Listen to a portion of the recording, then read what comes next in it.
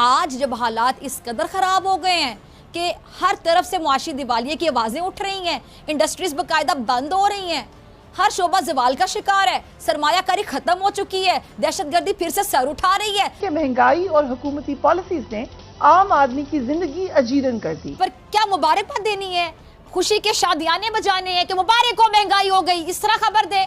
हमसे तो नहीं होगा, किसी से भी नहीं होगा, कैसे होगा? इससे बड़ी नाकामी और क्या होगी कि पड़ोसी मुल्क अफगानिस्तान की जो करेंसी है वो भी रुपए के मुकाबले में ज्यादा है। आटे की रोटी 25 रुपए हो गई है, गर्जी खर्चे, ज़ेर मुबादला के ज़खायर। क्या आप फ्यूचर अवाम के लिए कोई रिलीफ देख रहे हैं? अवाम की चीखें सुनने वाला कोई नहीं है।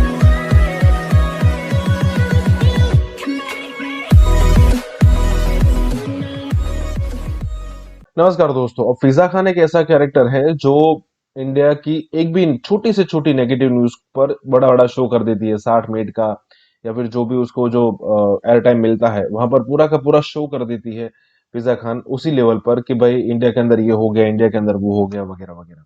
लेकिन पिछले कई दिनों से फिजा खान को टाइम नहीं मिला है इंडिया के खिलाफ बोलने का, क्योंकि पाकिस्तान में इतनी घटनाएं हो रही है।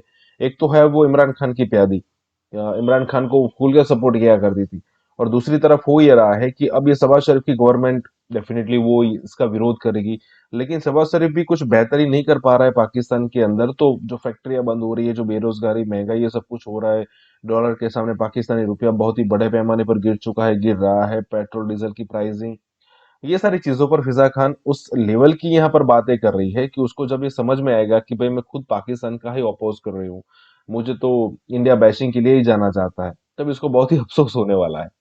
लेकिन यहाँ पर एंजॉय करने वाली बात यह है कि बहुत ही चिल्ला चिल्ला कर बोल रही है पाकिस्तान के खिलाफ। इसी के साथ ही वीडियो शुरू करते हैं। नाज़रीन, यूं लगता है कि जैसे इंपोर्टेड हुकूमत और इसके इत्तेहादी टोले ने मुल्क को सिर्फ डिफॉल्ट नहीं बल्कि कोड़ी कोड़ी का मोहताज बनाने का ठेका उठा लिया, और ये तासुर हुकूमती फैसलों से सामने आ रहा है। मुल्क की हालात ये हैं कि महंगाई, बेरोजगारी, गुर्बत इस इंपोर्टेड हुकूमत के आने से रोज़ बरोज़ बढ़ती जा रही है। अवाम की चीखें सुनने वाला कोई नहीं है। इन चीखों को सुनकर बोलने वाला मुल्क का 95% मीडिया हुकूमत का ही आलाकार बन बैठा है। और जब बेरोजगारी परवान चढ़ेगी तो क्या होगा? जराइम की शरह में इजाफा होगा, लूट मार का बाजार मजीद गर्म होगा, बदअमनी की फजा कायम होगी, और गुज़िश्ता 8 महीने के दौरान वैसे ही हमें दहशतगर्दी की एक नई लहर का भी सामना करना पड़ रहा है, और हालात एक बार फिर से 15 साल पीछे की तरफ धकेले जा रहे हैं। हम सिर्फ 8 माह की बदतरीन जो गवर्नेंस है और हुकूमती फैसलों के नतीजे में 15 साल पीछे जा रहे हैं, जब मुल्क में फूड क्राइसिस था, बेरोजगारी थी, दहशतगर्दी थी, और इन मसाइल से निजात पाने के लिए पाकिस्तानी अवाम ने, खासकर अफवाज पाकिस्तान और सिक्योरिटी इदारों ने 80,000 से ज़ायद कुर्बानियाँ दी। मौजूदा हुकूमत की इससे बड़ी नाकामी और क्या होगी कि पड़ोसी मुल्क अफगानिस्तान की जो करेंसी है वो भी रुपए के मुकाबले में ज्यादा है। और जो अब ये बोले कि मुल्क की मईशत खराब है, खजाना खाली हो रहा है, मुआशी हकायक अवाम तक पहुंचाए, उसको उठा लो। जो ये बताए कि हुकूमत की जानिब से नए साल का पहला तोहफा ये कि यूटिलिटी स्टोर्स पर चीनी 19 रुपए किलो महंगी कर दी गई, उसको गिरफ्तार कर लो। जो ये बताए कि आटे का थैला 500 रुपए, घी की कीमत में 75 रुपए इजाफा, उसको पकड़ लो।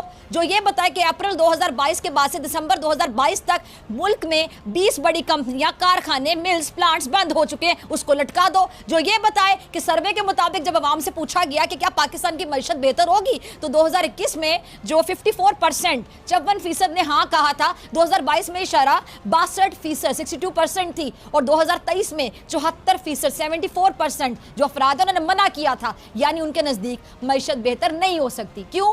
तो वजह सिर्फ और सिर्फ सियासी बेयकीनी और इंपोर्टेड सरकार जो उनको ये बताए कि जी पाकिस्तान जो पोल्ट्री एसोसिएशन है वो ये कह रही है कि वज़ीर आज़म साहब हम तबाह हो चुके हैं, हम बर्बाद हो चुके हैं, हमें बचाएं, उसको बिल्कुल नहीं छोड़ना। क्योंकि जो आज सच बोले, जो आज का आपको आईना दिखाए, वो तो काबिल कबूल ही नहीं है, क्योंकि हुकूमत में शामिल तमाम लोगों के जो करतूत हैं उनके चेहरों पर आ चुके हैं, और जब भी वो आईना देखते हैं या कोई उनको आईना दिखाता है तो उनसे अपनी शक्लें भी बर्दाश्त नहीं होती। मेरा वज़ीर आज़म साहब से एक सवाल है कि मुल्क की माशी हालत जो मुल्क की माशी हालत है, इससे मुतालिक ख़बर को मुस्बत अंदाज में कैसे रिपोर्ट करें? इसकी जो एक मुस्बत रिपोर्टिंग है उसका तरीक़ाकार भी हुकूमत तय कर दे। इस पर क्या मुबारकबाद देनी है, खुशी के शादियाने बजाने हैं कि मुबारक हो महंगाई हो गई, इस तरह खबर दे। हमसे तो नहीं होगा, किसी से भी नहीं होगा, कैसे होगा? बल्कि ये तो खुद आपने भी नहीं किया।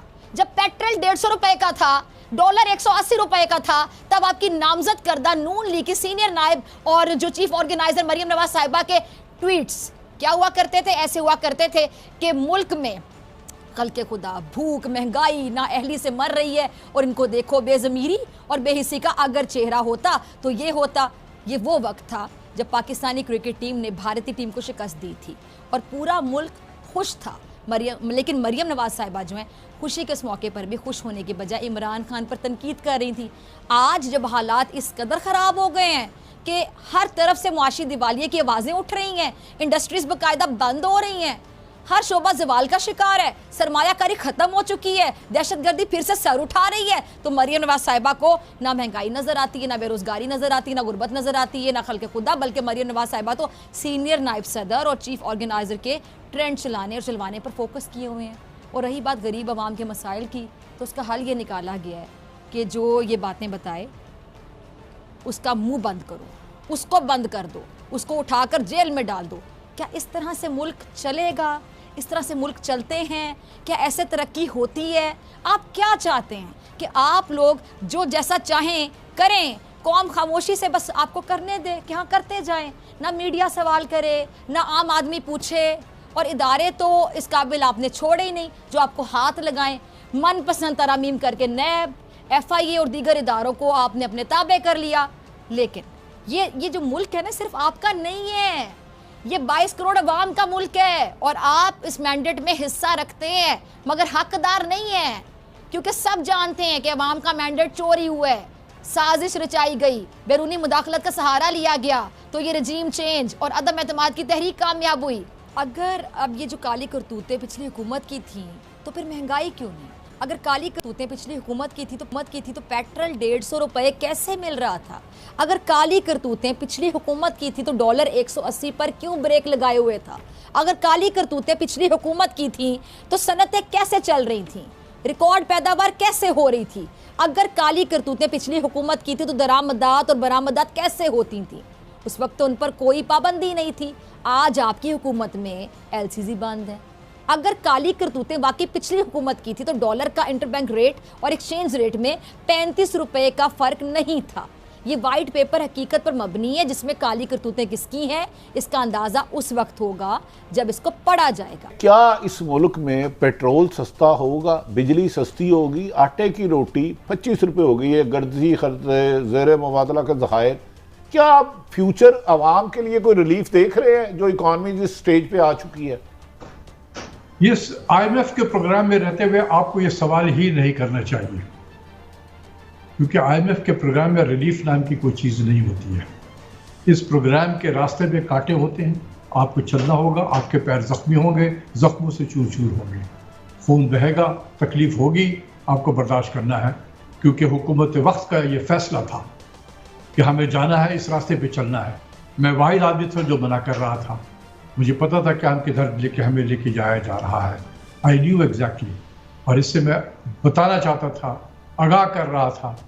लेकिन जैसा कि मैं बार बार कहता हूँ, पिछले वज़ीर आज़म साहब के कैबिनेट में भी लोग प्लेस्ड हुए थे स्ट्रेटेजिक जगह पे, उन्होंने उनको घसीट के लेके चले गए IMF में। गुजारिश है, ये देखें जो अशराफिया फैसला करती है वो उनके लिए तो आसान है। तो 22 करोड़ आवाम कांटों पे चल रही है जिनके पाँव इतने खून आलूद हो चुके हैं कि उनकी हिम्मत नहीं, कितना बोझ डालेंगे, कैसे निकलना है फिर हमने IMF से? तो ये आवाम खुद ही अगर निकले और यही आवाम जो है वो हुक्मरानों पे प्रेशर डाले कि हमें IMF के टॉर्चर सेल से मजीद ना गुजारा जाए, जून 2023 के बाद हमें इस टॉर्चर सेल से निकाला जाए, यही आवाम को उठना चाहिए। वरना ये जब हुकूमत वक्त जाएगी IMF के प्रोग्राम में, आवाम को ही बोझ सहना पड़ेगा। जो लोग अशराफिया जिसका जिक्र किया है उन्हें कोई तकलीफ नहीं होती है, उनके पास बहुत सारे जराए हैं अपने आप को प्रोटेक्ट करने की खातिर। आवाम कि महंगाई और हुकूमती पॉलिसीज ने आम आदमी की जिंदगी अजीरन कर दी। डॉलर की अदम दस्तयाबी और कीमत में इजाफे से बरामदात कम हो गई। हुकूमत की पॉलिसीज के सबब इंडस्ट्रियल सेक्टर को सख्त धचका पहुंचा। 8 माह के दौरान लाखों हुनरमंद अफराद बेरोजगार हो गए। हुकूमत के जो गैर दानिशमंदाना इक़दामात थे उनसे ज़राअत को भी नुकसान पहुंचा। सरबराह तहरीक इंसाफ इमरान खान ने कॉन्फ्रेंस से खिताब करते हुए कहा कि इस वक्त IMF के पास जाए बगैर कोई चारा नहीं और इलेक्शन ही मुल्क